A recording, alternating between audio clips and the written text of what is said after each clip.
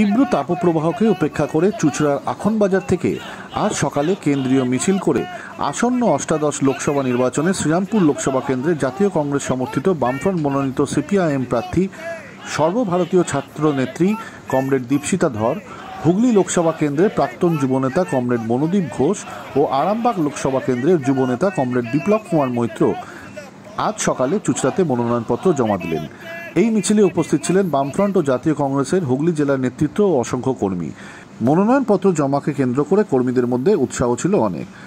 তারই কিছু মুহূর্ত ধরা পড়েছে আমাদের ক্যামেরায়। হুগলি থেকে তন্ময় ভৌমিকের রিপোর্ট, সত্যম নিউজ।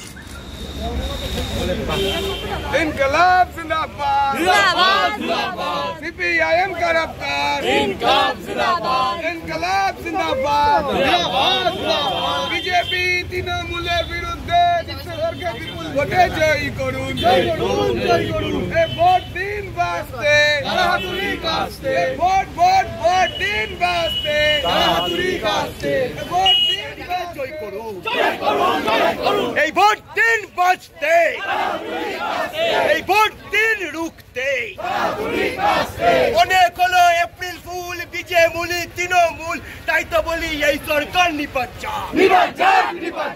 অনেক হলো চাল চুরি কয়লা চুরি, তাই তো বলি এই সরকার নিপাচ্ছা।